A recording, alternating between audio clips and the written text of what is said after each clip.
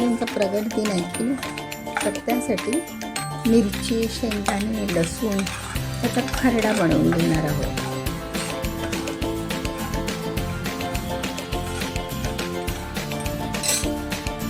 आता आपण खरडा बनवायचा सगळ्यांना.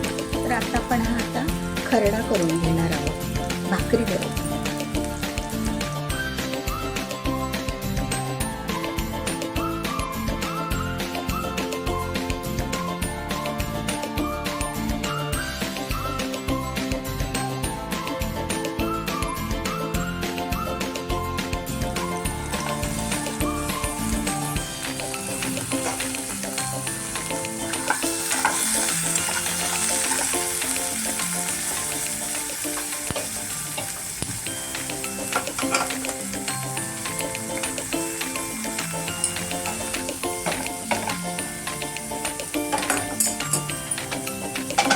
आता आपण पिठलं बनवण्यासाठी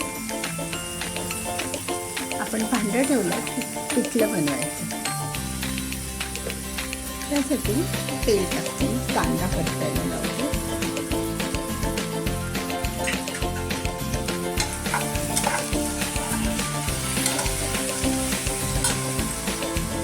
पिठल्याला ना बऱ्यापैकी कांदा लागतो.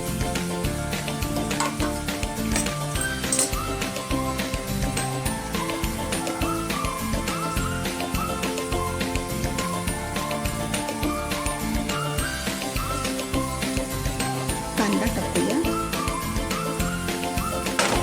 थोडासा लसूण पण टाकायचा, पिठल्याला त्याशिवाय टेस्ट येणार नाही ना म्हणून.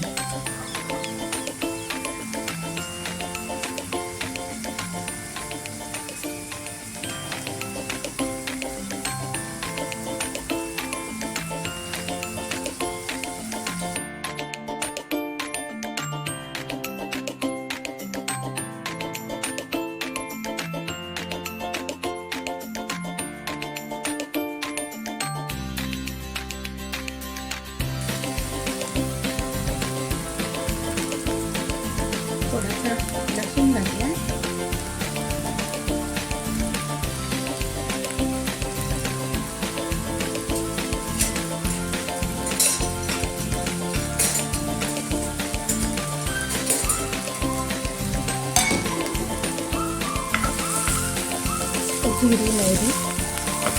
जिरी मोहरी घालावी.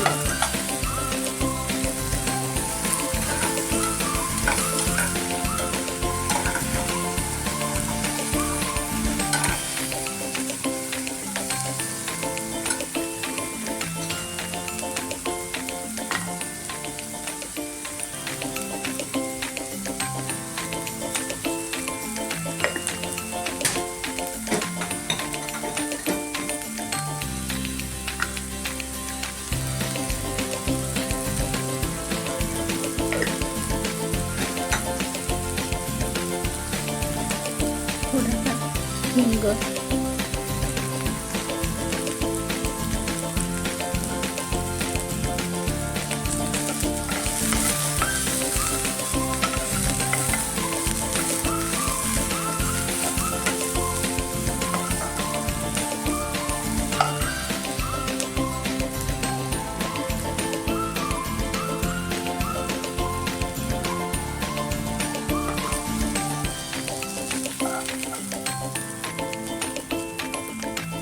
एक चमचा ओल्या मिरचीची भरड.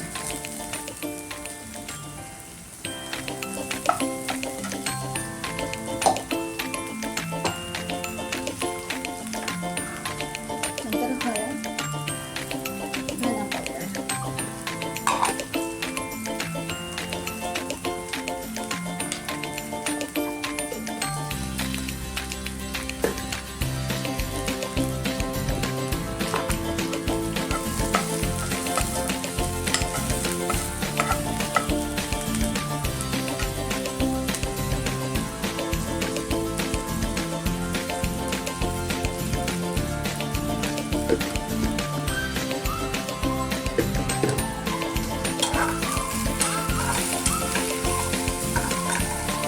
हळद, धना पावडर घातली सगळ्यांना.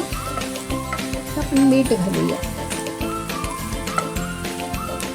कोथिंबीर थोडीशी.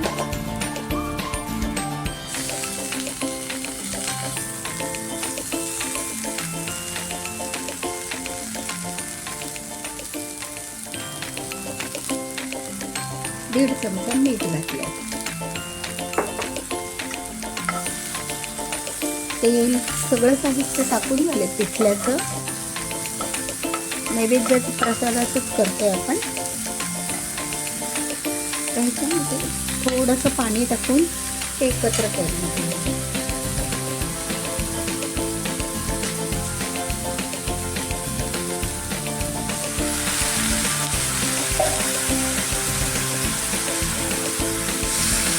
म्हणजे मीठ, हळद, धना पावडर सगळे लागून जाते ना.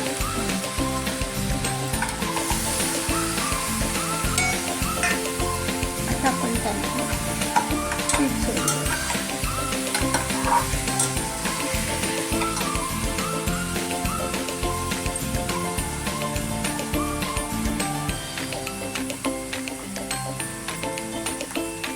आपण हे असं घट्टच पीठ घेतलेलं आहे, हे सोडायचं.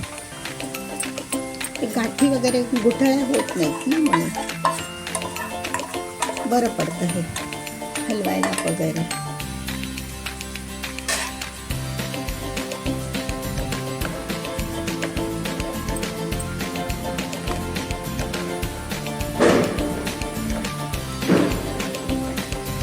पण सगळं साहित्य टाकलेलं आहे मैत्रिणींनो.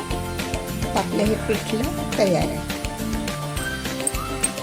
गजानन महाराजांना सगळ्यात आवडीचा आणि आपल्याला करायला सोपा असा पदार्थ बाप्पांना आवडतो. बघा काय विशेष आहे ना.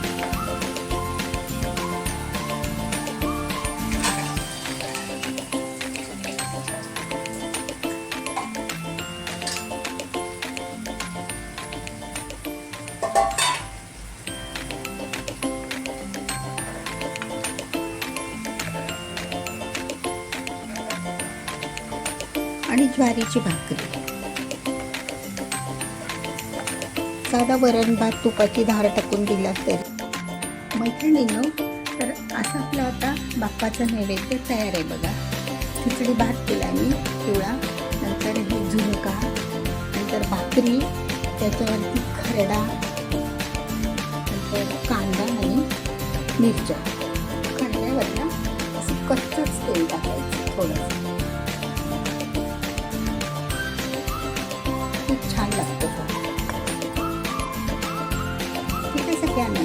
कसा वाटला तुम्हाला बाप्पाच्या गजानन महाराजांच्या प्रगट दिनाचा हा नैवेद्य? तर आपण आता बाप्पाला ठेवूया तो. हां,